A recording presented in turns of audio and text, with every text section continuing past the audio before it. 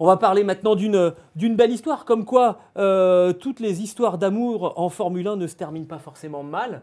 Stéphane, on va parler de Hamilton qui a fait son dernier Grand Prix à Abu Dhabi au volant d'une Mercedes avec beaucoup d'émotions. Et pourtant, ce week-end n'a pas été un long fleuve tranquille pour Lewis Hamilton et pour Mercedes qui s'est raté dans les grandes largeurs dans la stratégie en qualif. Bilan, le 18e temps en qualification pour le septuple champion du monde. Avec les pénalités, il part 16e. Il fait une magnifique course quand même. Il remonte jusqu'à la 4e place avec un dernier dépassement dans le dernier tour par l'extérieur sur George Russell qui n'a pas trop résisté non plus. C'était une façon élégante, je trouve, de s'expliquer. Hamilton termine 7e au classement des pilotes. C'est son moins bon classement en carrière. Avec 2 victoires quand même. Mais les tensions finalement qu'on a connues entre Lewis Hamilton et Mercedes ces 3 dernières saisons, on les a laissées au placard là, pour les dernières heures. Ils étaient basés sur de la frustration quand même, parce oui, qu'il n'était pas mal servi, simplement il y a quelque chose qui ne fonctionnait pas. Il y avait un désaccord entre son ADN de pilote, ce qu'il réclame. Et le projet de la voiture. Voilà, faire tourner la voiture avec un train arrière, on va dire, léger, peu adhérent. Il n'arrivait plus à faire ça et c'était vraiment... Sa performance reposait là-dessus. Donc, il ne s'est pas retrouvé. La voiture aussi marsouinée à partir de 2022. Donc, et elle a continué. Les caméras embarquées qu'on voyait à Abu Dhabi, ça a continué de marsouiner. C'est donc la fin de la plus longue collaboration entre un pilote et la même équipe en Formule 1. 246 Grands Prix pour cette association, assez loin devant Max Verstappen et Red Bull, qui est quand même deuxième dans ce classement officieux. Michael Schumacher a fait 180 Grands Prix chez Ferrari. Ensuite, on a Kimi Raikkonen au 4e rang, 151 Grands Prix, juste devant David Coulthard avec 150 Grands Prix. C'est à la fois la plus longue association et aussi, Stéphane, la plus prolifique entre un pilote et un constructeur. Les statistiques, elles donnent le tournis. Ah bah complètement. Alors là, c'est 6 titres constructeurs dont jamais un pilote n'avait réalisé une telle performance. Donc c'est ça qui le place un petit peu au-dessus les autres pilotes. Avant d'en venir juste aux chiffres, là où finalement Hamilton laisse son empreinte, c'est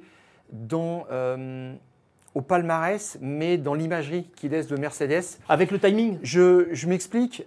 Finalement, Ferrari a 75 ans d'histoire en championnat du monde avec 4 pilotes iconiques. En 75 ans, Alberto Ascari, Niki Lauda, Gilles Villeneuve, qui n'a pourtant pas été champion du monde, mais qui représentait une générosité folle.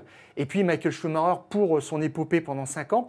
Et puis, chez Mercedes, on a maintenant 2 pilotes iconiques.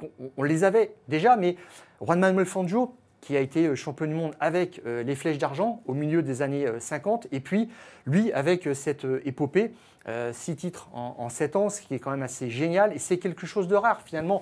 On prend d'autres écuries comme McLaren. Les pilotes iconiques, c'est Alain Prost et Ayrton Senna, point.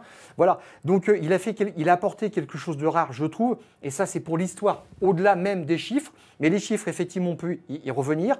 Au-delà de ces 6 titres, avec la marque Mercedes, donc un châssis Mercedes, c'est 84 victoires.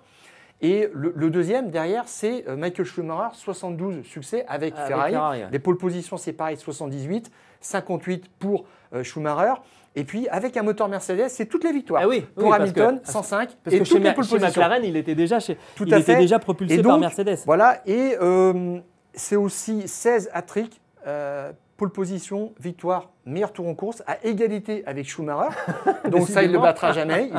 Il sera à égalité avec lui. Et puis sur les grands chelems, c'est 6, sachant que le record, c'est 8 avec Clark, avec Lotus. Ouais. C'est aussi une autre époque. C'est exactement mais ça. On voit qu'effectivement, il a laissé son empreinte.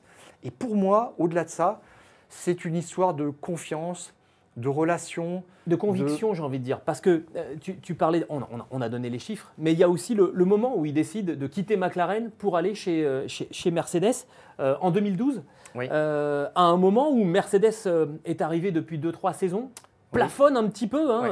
On n'arrive pas à monter sur le podium au classement des constructeurs. Mais c'est mieux que ça, c'est que le Big Boss dit, à l'époque, si ça ne décolle pas, on ferme. On arrête, oui, c'est clair. On arrête. C'est clair. Et Hamilton signe dans ce contexte-là chez Mercedes et personne ne comprend. Avec la conviction en fait que Niki Lauda va faire marcher cette équipe, Toto Wolff, Niki Lauda. Ouais. On connaît l'épisode, cette scène en fait où Niki Lauda, qui l'a vu pas mal de fois. Première rencontre à Monaco en 2012. Il y a Rose Brown aussi qui a mené un lobbying intensif, qui est même allé lui parler chez lui, chez sa maman, dans la cuisine, en discutant, en disant, en lui vendant le projet Mercedes. Voilà, on imagine d'autres contextes pour discuter d'un transfert, mais là, c'était vraiment à la bonne franquette. C'est ça. Et puis, c'est un soir en fait du Grand Prix de Singapour en 2012.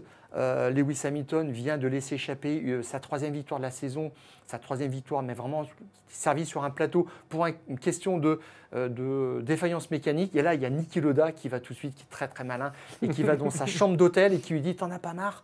Allez, viens chez nous ». Et le lendemain, il lui dit « C'est OK ». Voilà. Donc, mais à l'époque, on ne comprend pas. On ne comprend pas.